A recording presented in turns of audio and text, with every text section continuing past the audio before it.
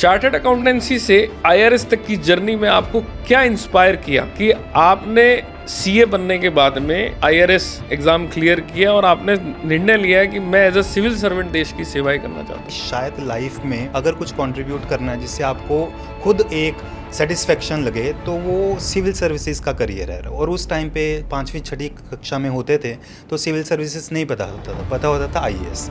सिर्फ आईएएस के बारे में पता होता था कि आईएएस बनना है, डीसी बनना है। जीएसटी ने इंडिया के इनडायरेक्ट टैक्स के लैंडस्केप को पूरी तरह से ट्रांसफॉर्म करा। जब जीएसटी इंप्लीमेंट हुआ तब क्या ऑफिसर्स को टैक्स पेयर से भी तेजी से ज्यादा जीएसटी सीखना पड़ा, और उस ट्रांजिशन फेज का एक्सपीरियंस कैसा रहा?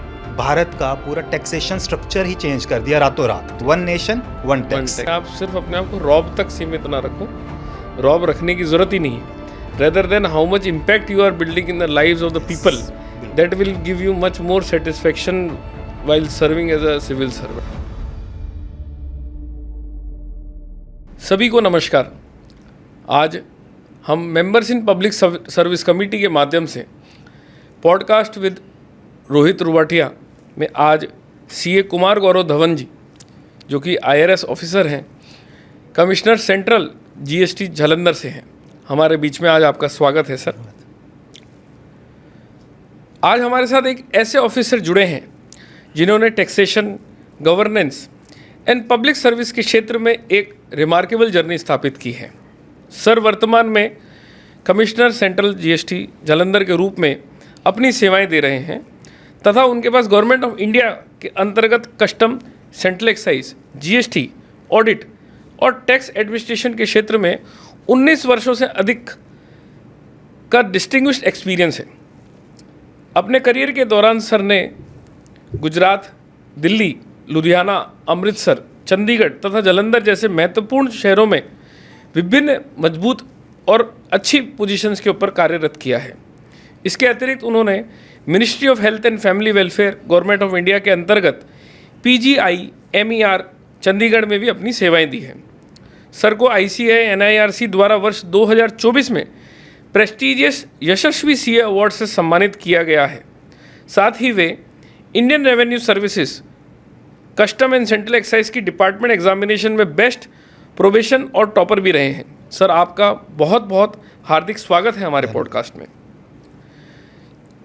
मेरा पहला सवाल है सर आपसे, चार्टर्ड अकाउंटेंसी से आईआरएस तक की जर्नी में आपको क्या इंस्पायर किया कि आपने सीए बनने के बाद में आईआरएस एग्ज़ाम क्लियर किया और आपने निर्णय लिया कि मैं एज अ सिविल सर्वेंट देश की सेवाएं करना चाहता हूँ? देखिए, जो जर्नी थी एज अ सिविल सर्वेंट वो तो बहुत पहले स्टार्ट हो गई थी। स्कूल के दौरान ही जब हम स्कूल में पढ़ते थे तो हमारे स्कूल में जो चेयरमैन होते थे स्कूल के, वो आके असेंबली में हमें कुछ निर्देश देते थे या कुछ डिस्कशन करते थे, तो हमें लगता था कि शायद लाइफ में अगर कुछ कंट्रीब्यूट करना है जिससे आपको खुद एक सेटिस्फेक्शन लगे तो वो सिविल सर्विसेज का करियर है। और उस टाइम पे 5वीं 6वीं कक्षा में होते थे तो सिविल सर्विसेज नहीं पता होता था आईएएस। सिर्फ आईएएस के बारे में पता होता था कि आईएएस बनना है, डीसी बनना है। शायद हमारे जो पेरेंट्स थे उनकी भी ये चाहती हमारा बच्चा कलेक्टर बने। बट जैसे जैसे आगे बढ़ते गए लाइफ में रियलिटी का पता चला कि ये जो एग्ज़ाम है, सिविल सर्विसेज का जो एग्ज़ाम है, वो एक सिंपल एग्ज़ाम नहीं है, वो एक जर्नी है, बहुत लंबी जर्नी है। और उस जर्नी के अंतिम चरण तक पहुंचकर भी आप बिल्कुल शून्य पे आ सकते हो। तो प्रैक्टिकलिटी क्या कहती है कि आपके पास कुछ ऐसा होना चाहिए कि अगर आप उस जर्नी में सक्सेसफुल नहीं होते तो आपके पास कुछ फॉल बैक करने के लिए तो है। तो इसी चाह में कि सिविल सर्वेंट बनना है, पर अगर नहीं बन पाए तो क्या, तो इसलिए पहले मैंने चार्टर्ड अकाउंटेंसी की और उसके दौरान मैंने प्रैक्टिस भी की। और उस दौरान मुझे लगा, जब मैं प्रैक्टिस करता था, ऑडिट करता था, टैक्सेशन के लिए ऑफिसर्स के पास जाता था जो कि रेवेन्यू सर्विसेज के ऑफिसर्स थे, तो कई बार लगता था कि एज ए चार्टर्ड अकाउंटेंट मैं अगर सिविल सर्वेंट बन जाऊं और आईआरएस बन जाऊं तो शायद मेरी परफॉर्मेंस कुछ हद तक बेहतर हो सकती है, जिससे कि जो आम जनता है उसको भी कुछ बेनिफिट मिल सके। तो ये एक चाह ने आईएएस प्लस आईआरएस का रूप ले लिया। जो पहले सिर्फ आईएएस थी, फिर आईआरएस। तो फिर जब मैंने एग्ज़ाम दिया तो मेरी सेकंड प्रेफरेंस थी आईआरएस, और मुझे पहली अटैम्प्ट में आईआरएस मिल गई और मैं उसमें बहुत ज़्यादा सेटिस्फाइड रहा और आगे करियर जैसे आपने बताया वो ग्रेट सर। चूँकि आप जीएसटी में आप कमिश्नर हैं सर, तो मैं कुछ जीएसटी से रिलेटेड पूछना चाहूँगा। जीएसटी ने इंडिया के इनडायरेक्ट टैक्स के लैंडस्केप को पूरी तरह से ट्रांसफॉर्म करा। जब जीएसटी इम्प्लीमेंट हुआ तब क्या ऑफिसर्स को टैक्स पेयर से भी तेज़ी से ज़्यादा जीएसटी सीखना पड़ा, और उस ट्रांजिशन फेज का एक्सपीरियंस कैसा रहा? ये बहुत अहम सवाल आपने प्रस्तुत किया है। जीएसटी जैसे कि हम सब जानते हैं वर्क इन प्रोग्रेस रहा है बहुत देर तक। 2005 से पहले इसकी शुरुआत हो चुकी थी, बट 2016 तक नहीं पता था कि कब इम्प्लीमेंट होगा। 2017 में ये इम्प्लीमेंट हुआ, पर उससे पहले भी बहुत ज़्यादा तैयारियां हुई, जिसमें सेंट्रल ये सीबीआईसी के ऑफिसर्स ने बहुत काम किया। मुझे भी मौका मिला भारत सरकार के वित्त मंत्रालय में काम करने का as a technical officer in tax research unit, जहाँ पे हम पॉलिसी बनाते थे इनडायरेक्ट टैक्सेस की। मैंने सर्विस टैक्स और सेनवेट क्रेडिट रूल जो सेंट्रल एक्साइज उस टाइम पे होता था, उसमें काफ़ी कंट्रीब्यूट किया था एज अ टेक्निकल ऑफिसर। और उस टाइम पे जीएसटी की इम्प्लीमेंटेशन के लिए भी बहुत तैयारियाँ हुई। पर हाँ, जैसे 2017 में एकदम से जीएसटी आ गया और उसने भारत का पूरा टैक्सेशन स्ट्रक्चर ही चेंज कर दिया रातों रात। उससे पहले क्या होता था, स्टेट गवर्नमेंट के अपने टैक्सेस थे, सेंट्रल गवर्नमेंट के अपने टैक्सेस थे। स्टेट गवर्नमेंट में जैसे हमें पता है वैल्यू एडेड टैक्सेस को वैट बोलते हैं, सेंट्रल सेल्स टैक्स, ये सब थे, octroi, purchase tax, so many taxes were there. और वैट सिर्फ हर स्टेट का अपना नहीं था, हर स्टेट के अपने रेट्स होते थे वैट के। कोई आइटम एक स्टेट में 5% है तो दूसरे में 12.5 भी हो सकती है। और सेंटर के सेंट्रल एक्साइज ड्यूटी थी, सर्विस टैक्स था। ये सब टैक्सेस रातों रात खत्म हो गए और सिर्फ एक टैक्स आ गया, GST. One nation one tax. अगर जीएसटी एक आइटम पे 2% है, मान लीजिए, वैसे तो चलो 12%, 18%, 2.5 और 0 कई रेट्स थे, तो वो पूरी कंट्री में एक ही रेट होगा। ऐसा नहीं होगा पंजाब 5 लगाएगा और हरियाणा 12 या 12.5 लगाएगा। तो उससे क्या हुआ कि ऑफिसर्स भी, जैसे सेंट्रल गवर्नमेंट के ऑफिसर्स की बात करें तो हमने कभी वैट नहीं किया था, रिटेल लेवल तक हम कभी नहीं गए थे।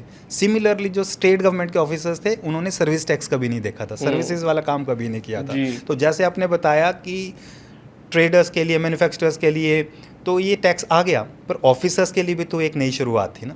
तो वो अगर खुद नहीं जानेंगे उस टैक्स को तो आगे किसको क्या बताएंगे। तो इसलिए जो हमारी जर्नी थी इस टैक्सेशन को समझने की, वो चाहिए भी थी कि उसका जो पेस है बाकी सबसे आगे हो, ताकि हमारे पास कोई अगर किसी तरह की कॉम्प्लेक्सिटी लेके आए तो हम उसका समाधान कर सकें। तो इसके लिए बहुत सारे प्रोग्राम्स हुए, आउटरीच प्रोग्राम्स हुए, और उसमें इंस्टीट्यूट ऑफ चार्टर्ड अकाउंटेंट्स का बहुत बड़ा रोल रहा।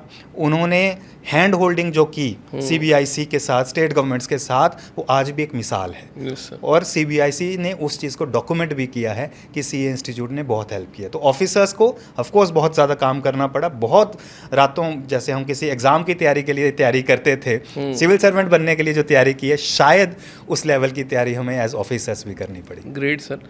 Just to update you sir, अभी हम लोग बालासमुद्र नासिन जो है उनमें भी मैं जाके आया था, मिल के आया था, तो उनके साथ भी अभी एमओयू हो रहा है। उन्होंने कहा रीजनल ऑफिसेस के साथ आपका है, why not do it with the central level, तो उनके साथ डायलॉग इनिशिएट हो गया है। So will be exchanging the MOU soon, so that all India level पे वन गो में यूनिफॉर्मिटी के साथ हम लोग काम कर सके। So just wanted to add what ICAI is doing under the committee sir. बहुत सारे ऐसे चार्टर्ड अकाउंटेंट्स हैं सर, जो कि जैसा आज हमारा प्रोग्राम था जिसमें chartered minds in public service mentorship and awareness program, जो उसका जो सोच है वो ये है कि कैसे हम चार्टर्ड अकाउंटेंट्स को इन्वॉल्व कर सकते हैं पब्लिक सर्विस की तरफ इनकरेज करने के लिए, कि आप सिविल सर्विसेज के लिए अटेम्प्ट करें, आप नेशन बिल्डिंग के अंदर योगदान करें। ऐसे चार्टर्ड अकाउंटेंट्स के लिए सर आपका क्या संदेश है, जो कि सिविल सर्विस के अंदर आगे की तैयारी करना चाहते हैं सर? देखिए, इसके लिए सबसे ज़रूरी बात तो ये है, जो मेरा पर्सनल ओपिनियन भी है, कि they should start early. Start early से क्या मतलब है कि चार्टर्ड अकाउंटेंट बनने के बाद अगर आप सोचेंगे कि मैं सिविल सर्विसेज में जाऊं तो शायद थोड़ी देर हो जाएगी। इसलिए नहीं कि उनके पास एज नहीं होगी, एज भी रहेगी, अटेम्प्ट्स भी रहेंगे, पर जो एक्सपेक्टेशंस होते हैं जब आप एक प्रोफेशनल बन जाते हो, चाहे आपकी खुद से या आपके समाज परिवार की। की आप से या समाज की आप से कि अब तो आप एक प्रोफेशनल कमाओ बन गए, खुद अब होगे। कितनी पढ़ाई और करोगे। सही तो बात। और वो जो मोटिवेशन है जब आप एक प्रोफेशनल बन जाते हो, एक प्रोफेशनल डिग्री हाथ में आ जाती है कुछ और करने की, स्पेशली जहाँ बिल्कुल शुरुआत करनी है, ऐसे नहीं है कि Yes. उस क्वालिफिकेशन को आगे लेके जाना है आपने, आप एक नई शुरुआत करने वाले हो, तो वो शायद मोटिवेशन लेवल थोड़ा सा पीछे रहेगा। तो मेरा सुझाव ये है कि इंस्टीट्यूट को चाहिए कि जब सीए स्टूडेंट्स चार्टर्ड अकाउंटेंट नहीं बने, बनने वाले हैं कुछ 6 महीने पहले या 1 साल पहले, तब ये एक सोच उनके दिलों में, दिमाग में आ जानी चाहिए कि एज चार्टर्ड अकाउंटेंट हम बहुत कुछ करेंगे, बट शायद हम वो अपने लिए करेंगे या अपने क्लाइंट के लिए करेंगे या कॉर्पोरेट्स के लिए करेंगे, मतलब इस तरह की ठीक बात रहेगा। है। बट अगर हम सिविल सर्वेंट बन जाएंगे तो हम वही चीज़ सोसाइटी के लिए करेंगे, समाज के लिए करेंगे, नेशन के लिए करेंगे, अपनी कंट्री के लिए करेंगे, Very नेशनल इकोनॉमिक पॉलिसी के लिए करेंगे। तो वो स्टार्ट अर्ली। Yes sir. आपकी सोच से प्रेरणा लेते हुए सर, लास्ट ईयर अभी बोर्ड ऑफ स्टडीज़ का मैं चेयरमैन था, तो हमने स्टूडेंट्स के लिए जो हमारी नेशनल कॉन्फ्रेंस जितनी भी होती है उनमें एक सेशन 1.5 घंटे का CA टू सिविल सर्विसेज का हमने रखना शुरू कर दिया, जिसमें हम जैसे आज अपन ने प्रोग्राम किया वैसे 1.5 घंटे का सेशन उनके लिए होता है, ताकि वो लोग देख सकें कि अच्छा सिविल सर्विस का ये ऑरा होता है, ये रॉब होता है, ये IAS ऑफिसर होता है, ये IPS ऑफिसर होता है। तो एक प्लेटफॉर्म हमने देना शुरू कर दिया। उसके बाद में हमने इस कमेटी के माध्यम से मेंटरशिप एंड अवेयरनेस प्रोग्राम शुरू कर दिए। मुझे लगता है गोइंग फॉरवर्ड, और ये जो कड़ी है जिस सीरीज़ में मैं आपका पॉडकास्ट ले रहा हूँ, मुझे लगता है ये भी कहीं ना कहीं पे उनको अट्रैक्ट करेगी, उनको मजबूत करेगी कि अच्छा कुमार धवन जैसा बनेंगे साहब। उसमें बस एक चीज़ मैं ऐड कर दूंगा कि जहां हम उनको बताएं या वो खुद उनको ये एक्सपेक्टेशन हो कि सिविल सर्वेंट बनने के बाद बहुत रॉब आ जाता है, अथॉरिटी आ जाता है, उसके साथ साथ उनको ये चीज़ें दिखाएं कि ये ऑफिसर सिविल सर्वेंट, चाहे वो IRS हो, IPS हो या IAS हो, उसने कितने लोगों की लाइफ्स को टच किया। ये जो डैम बना है वो इस सिविल सर्वेंट की कंट्रीब्यूशन है।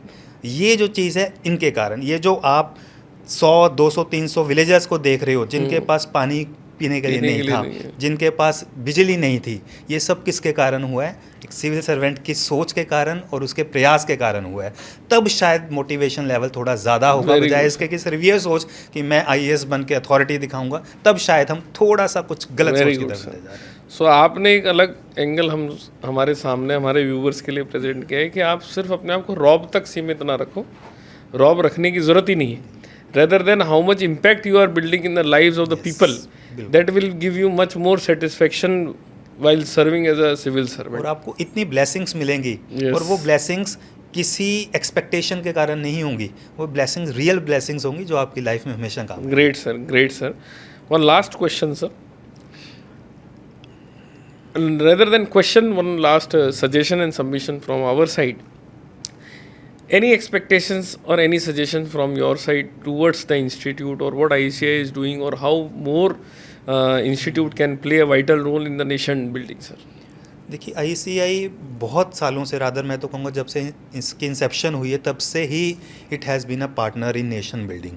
चाहे वो अपने pre budget post budget memorandum के थ्रू हो, चाहे वो रिप्रेजेंटेशंस को आगे लेके जाके हो, चाहे वो लॉ मिनिस्ट्री के साथ, चाहे फाइनेंस मिनिस्ट्री के साथ, कॉमर्स मिनिस्ट्री के साथ अपनी कंट्रीब्यूशन के हो, वो हमेशा ही अग्रणी रहा है। और इसका जो डॉक्यूमेंटेड चीज़ें हैं वो हमारे देश के प्रधानमंत्री तक ने कहा है, पब्लिक फोरम में कहा है, तो इसलिए उसके बारे में तो मैं और कहना मेरा बनता भी नहीं है। बट सुझाव सिर्फ यही है कि जैसे आपने ये पहल की है, इससे पहले भी काम तो होता रहा है, बट इतने क्लोज इंटरवल्स के बाद देश के विभिन्न सिटीज़ में जाके लोगों को या अपने CA स्टूडेंट्स को जागरूक करना कि वो भी अपने देश के लिए कुछ करें by becoming a civil servant, तो उसमें अगर हम किसी तरह से कुछ स्कॉलरशिप कह लें या लोगों को ये सहूलतें प्रोवाइड करें, स्पेशली वहाँ जहाँ गैप है, नॉलेज गैप भी हो सकता है, क्योंकि जैसे हम लोगों के एक्सपीरियंसेस आप सबने सुने कि शायद हमें पता ही नहीं था कि किस तरह से आगे आते हैं। बड़े शहरों में लोगों को पता होता है, सब अवेयरनेस है, बट छोटे छोटे शहरों एक्चुअल सिविल सर्वेंट वहाँ से निकलते हैं, छोटे शहरों से निकलते हैं, और वही लोग आगे जाके हज़ारों लाखों लोगों की लाइफ्स को टच करते हैं। और वहाँ हमारे कोई स्टूडेंट्स या कोई रिसेंट यंग मेंबर्स, उनको हम इस तरफ लेके आ पाएँ, उनमें मेहनत करने का जज्बा भी होगा, उनमें सोच भी होगी, उनमें सेल्फ मोटिवेशन भी होगी, शायद फाइनेंशियली उनको कुछ सपोर्ट की ज़रूरत हो, शायद नॉलेज की थोड़ी उनको ज़रूरत हो, अवेयरनेस की, तो वो अगर हम दे पाएँ तो मुझे लगता है शायद हम बहुत ज़्यादा लोगों को अपने प्रोफेशन से सिविल सर्वेंट्स बनाने में काम कर thank you so much sir, आपके एक्सपीरियंस, लीडरशिप इनसाइट और इंस्पायरिंग जर्नी से आई एम 100% श्योर कि हमारे व्यूवर्स को बहुत कुछ सीखने को मिलेगा. Thanks a lot very much for sparing your valuable time and sharing your thoughts with us. Thank you so very much much for sir. having me.